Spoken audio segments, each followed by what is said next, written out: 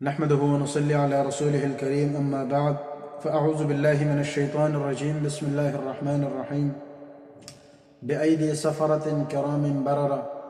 قال النبي صلى الله عليه وسلم يبعث الله معاوية يوم القيامة وعليه رداء من نور الإيمان صدق اللہ العظیم۔ قرآن کریم کی اس آیت میں اللہ رب العزت نے قرآن کریم کی اور جو کاتبین وحی ہے ان کا ذکر کیا، فضیلت بیان کی، اور مفسرین نے یہاں پر لکھا ہے کہ تقریباً آپ صلی اللہ علیہ وسلم کے 14 کے قریب کاتبین وحی تھے جو قرآن کو لکھنے والے تھے، تو ان میں سے تقریباً چوتھا نمبر حضرت امیر معاویہ رضی اللہ تعالیٰ عنہ کا بھی آتا ہے۔ تو چونکہ 22 رجب ہے اور امیر معاویہ رضی اللہ تعالیٰ عنہ کی وفات بھی 22 رجب کو ہوئی ہے، تو اس لیے کچھ باتیں مختصراً عرض کرنی ہے، جن میں سے سب سے پہلی بات تو یہ ہے کہ امیر معاویہ رضی اللہ تعالیٰ عنہ کوئی عام شخص نہیں ہے، آپ صلی اللہ علیہ وسلم کے عظیم صحابی ہے، اور آپ 23 سال کی عمر میں آپ صلی اللہ علیہ وسلم پر ایمان لائے اور آپ کا کلمہ پڑھا، اور آپ مکے کے سردار حضرت ابو سفیان رضی اللہ تعالیٰ عنہ کے بیٹے ہیں، اور اس کے علاوہ آپ صلی اللہ علیہ وسلم کے سالے بھی ہیں، چونکہ حضرت ام حبیبہ رضی اللہ عنہ جو آپ صلی اللہ علیہ وسلم کی زوجہ محترمہ ہے وہ ان کی بہن ہے، اور اس کے علاوہ جب ان کی خلافت یعنی حسن رضی اللہ تعالیٰ عنہ کی خلافت تھی، اور اس وقت انہوں نے جا کر حسن رضی اللہ تعالیٰ عنہ نے خود جا کر امیر معاویہ رضی اللہ عنہ کے ہاتھ پر بیعت کی اور ان پر اعتماد کر کے اپنی ساری خلافت اور حکومت ان کے حوالے کر دی، اور پھر انہوں نے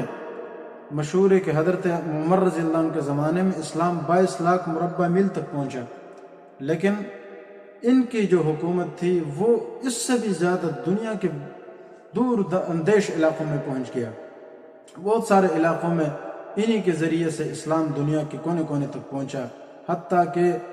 کفر کے بڑے بڑے علاقے وہ فتح ہوئے، غسان کے لوگ یعنی قیدی بن کر آئے، انشاءاللہ واقعہ آئے گا۔ تو یہ ساری چیزیں ہونے کے باوجود میں صرف مختصراً قرآن کریم کی اس آیت کا ترجمہ پیش کرتا ہوں اور پھر ایک حدیث پیش کر کے مقصد کی طرف آتا ہوں۔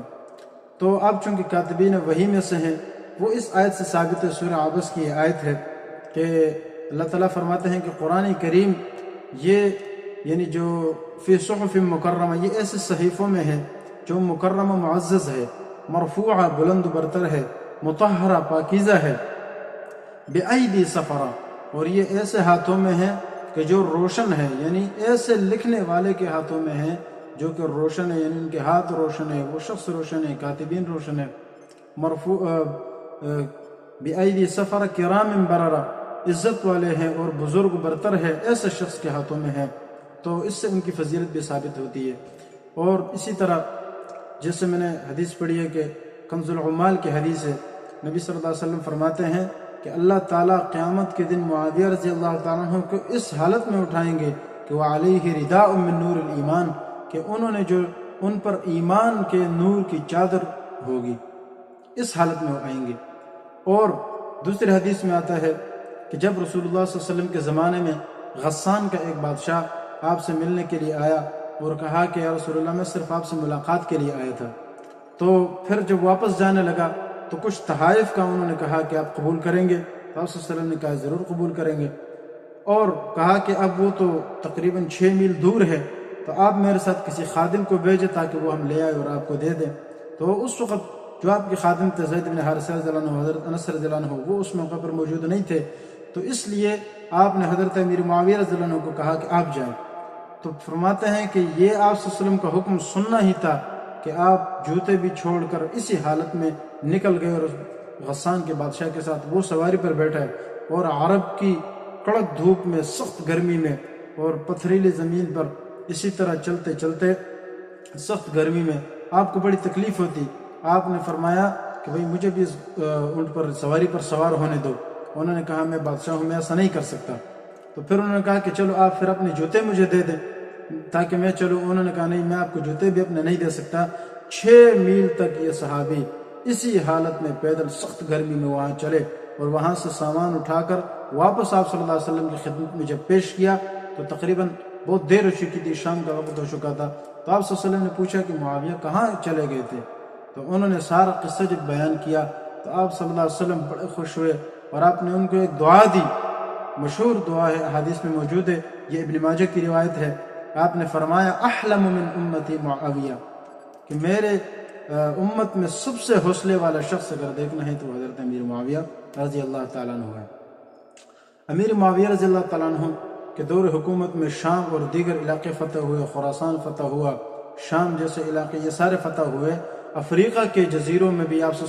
یعنی امیر معاویہ رضی اللہ عنہ نے اپنے لشکروں کو بھیجا، اور جب وہاں کے لوگوں کو قید کر کے لائے تو ان قیدیوں میں یہ جو غسان کا بادشاہ تھا یہ بھی ایک مرتبہ قید ہو کر آیا۔ تو جب سامنے پیش ہوا تو ان کے ہاتھ بندھے ہوئے تھے رسیوں سے، تو امیر معاویہ رضی اللہ عنہ نے حکم دیا کہ اس بندے کو آزاد کرو۔ جب آزاد کیا گیا تو ان کو مہمان خانے میں رکھا اور 1 مہینے تک ان کی خدمت کی اور ان کی مہمان نوازی کی قیدی ہونے کے باوجود، اور پھر جب 1 مہینہ پورا ہوا اس کے بعد ان کو کہا کہ اب آپ جا سکتے ہیں، آزاد ہے، اور 10,000 درہم بھی ان کو تحفے میں دیے اور کہا کہ آپ جائیں، آپ آزاد ہیں۔ تو وہ حیران ہوئے کہ بھئی آج سے پہلے ہم نے اس طرح کا بادشاہ تو کبھی نہیں دیکھا۔ تو فرماتے ہیں کہ انہوں نے کسی شخص سے پوچھا کہ یہ کون ہے، انہوں نے کہا کہ یہ معاویہ ابن ابی سفیان ہے، ابو سفیان رضی اللہ عنہ کے بیٹے معاویہ ہے رضی اللہ تعالیٰ عنہ۔ تو وہ جب یہ ساری باتیں سنی اور انہوں نے غور سے دیکھا تو وہ پہچان گئے، اور انہوں نے کہا کہ آپ وہی ہے کہ جب میں آپ کو نوکر کہہ رہا تھا، آپ کو جوتے نہیں دے رہا تھا، اور اسی طرح آپ میرے ساتھ پیدل چلتے رہے، اور آج آپ نے میرے ساتھ یہ سلوک کیا۔ اور ان کے جو آنکھ ہے ان سے آنسو بہنے لگی، اور حتیٰ کہ وہ بعد میں مسلمان ہو گئے۔ يرفع الله الذين آمنوا منكم والذين أوتوا العلم درجات والله بما تعملون